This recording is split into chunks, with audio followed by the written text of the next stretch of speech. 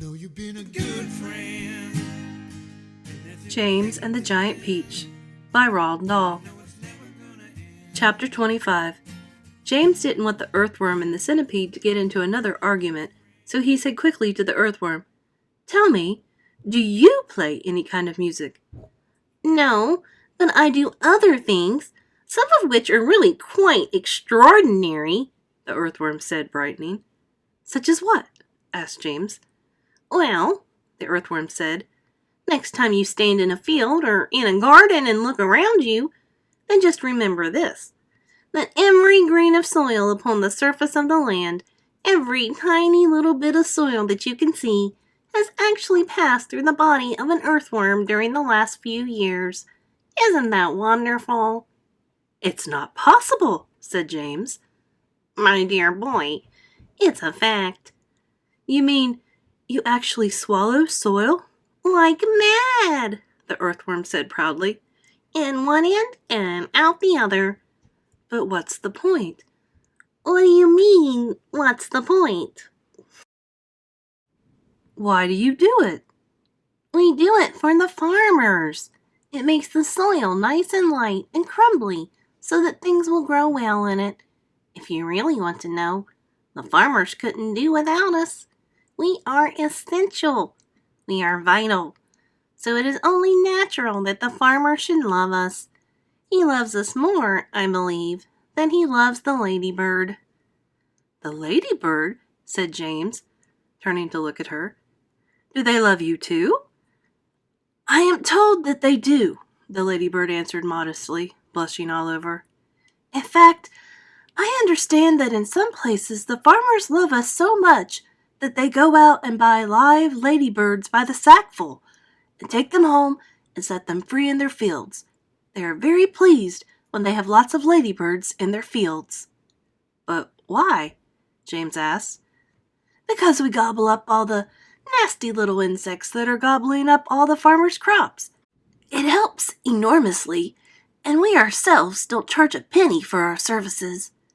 "I think you're wonderful," James told her. "Can I ask you one special question?" "Please do."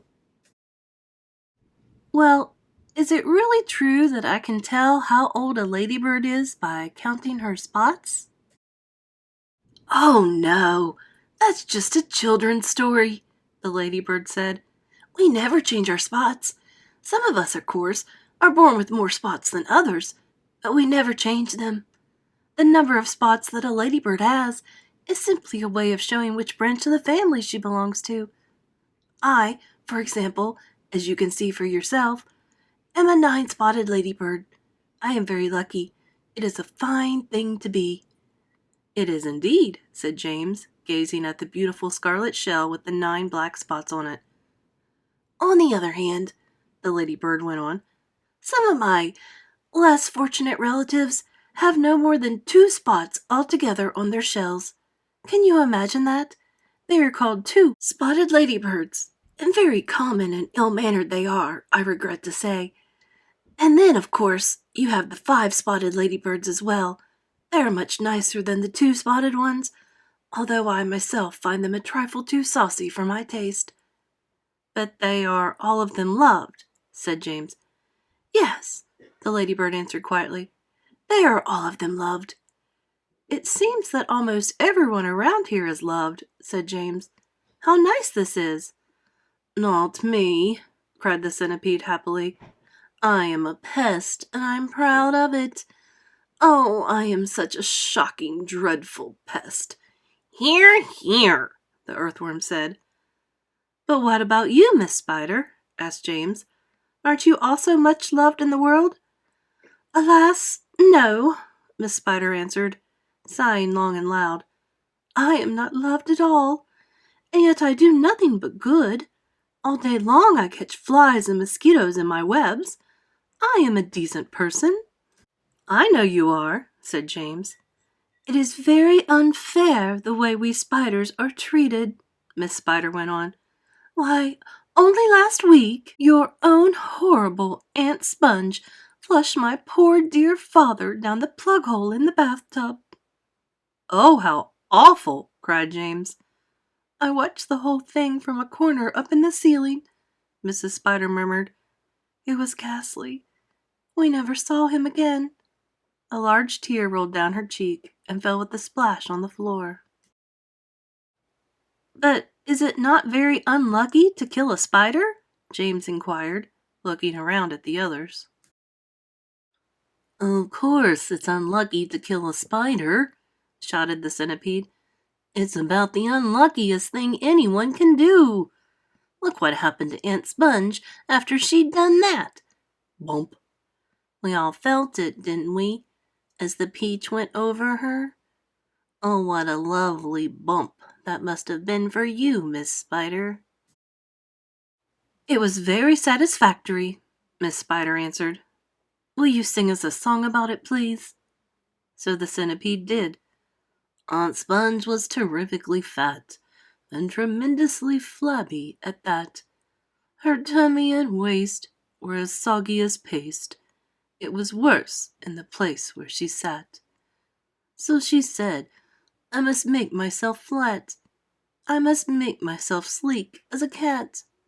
I shall do without dinner to make myself thinner. But along came the peach, oh, the beautiful peach, and made her far thinner than that. That was very nice, Miss Spider said. Now sing one about Aunt Spiker. With pleasure, the centipede answered, grinning. Aunt Spiker was thin as a wire, and dry as a bone, only drier.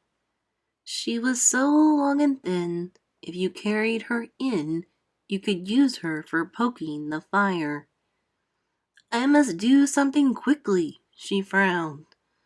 I want fat, I want pound upon pound. I must eat lots and lots of marshmallows and chalks, till I start bulging out all around. Ah, yes, she announced, I have sworn that I'll alter my figure by dawn. Cried the peach with a snigger, I'll alter your figure, and ironed her out on the lawn.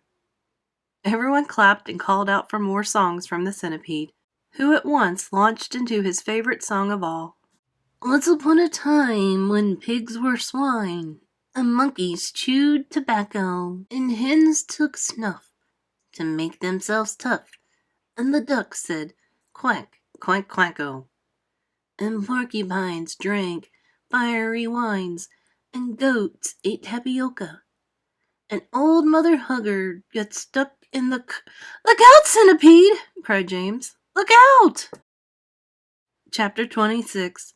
The centipede, who had been dancing wildly around the deck during this song, had suddenly gone too close to the downward curving edge of the peach, and for 3 awful seconds he had stood teetering on the brink, swinging his legs frantically in circles in an effort to stop himself from falling over backward into space.